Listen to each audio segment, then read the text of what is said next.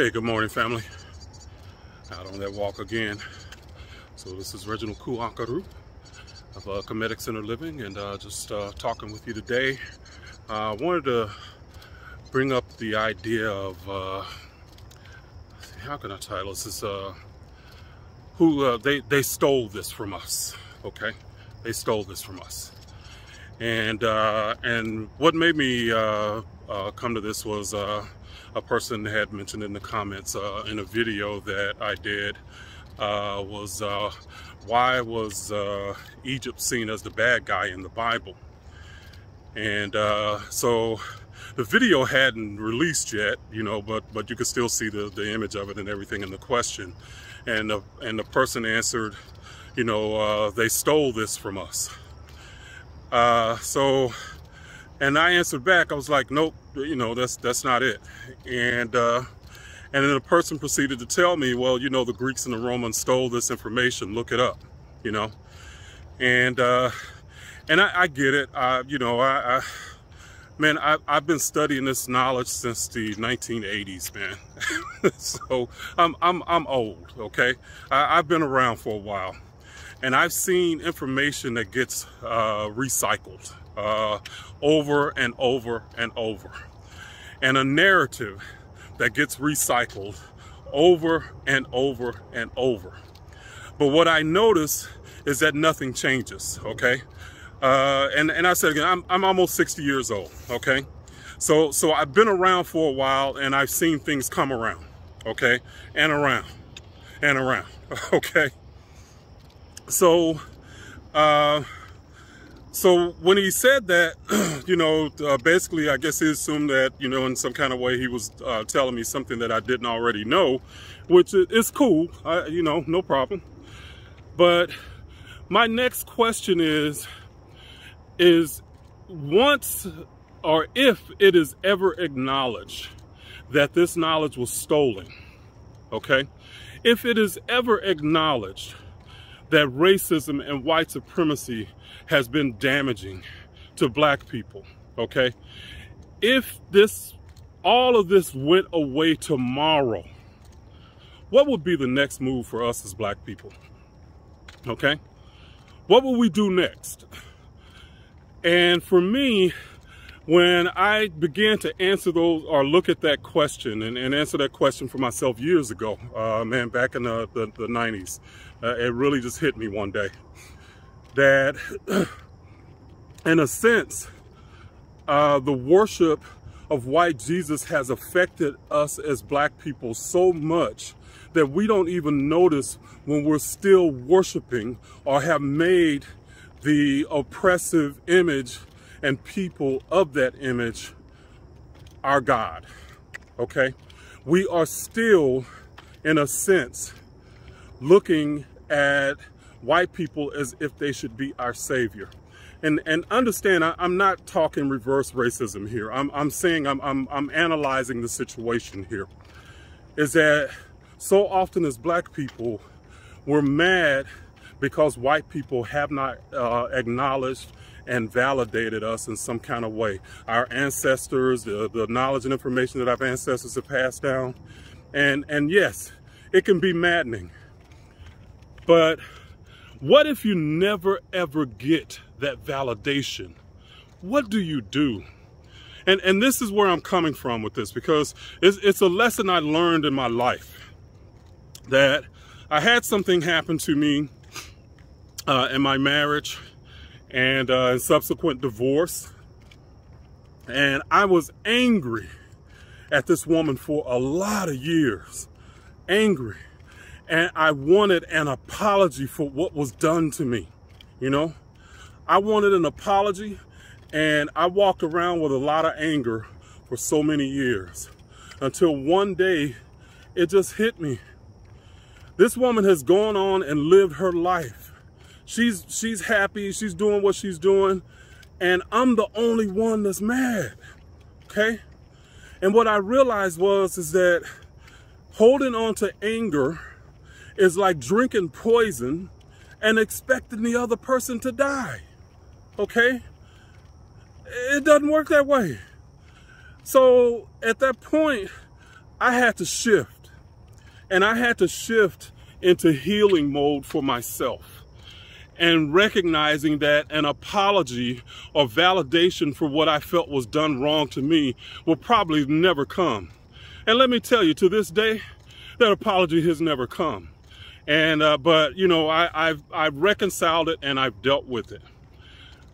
My people, my black people, talking to you specifically, there will probably never be a reckoning of what has been done to us through systematic racism, okay? And as long as we keep trying to make white people and the system of systematic racism validate and apologize, we are focused on the problem rather than looking for a solution. And this is where, again, I operate through the Kemetic Principles in my life, because the problem and the solution is the same thing. They're just different ends of the spectrum, okay? But if you're focused on one side of that spectrum as the problem, you can never see the other side because you're turned away from it. So I say, if that apology never comes, if that validation never comes, what do you do? Okay? That information was stolen. My next question to that is does anybody want to steal something that's not valuable? Okay? And we all know that that's not the case. If something's not valuable, nobody wants it. But my next idea is, or thought about that is if it was so valuable, why did they want it? Why did Persia, Greece, and the Romans beat the door down, come into Egypt to take this knowledge and information that they had?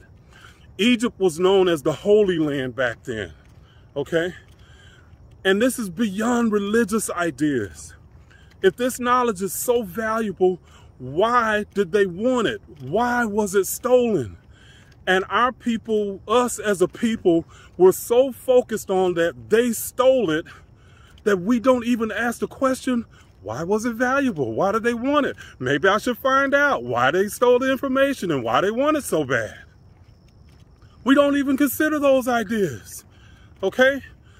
So in my life, what I've decided to do is I'm going to operate from the perspective that I'm never going to get an apology, okay?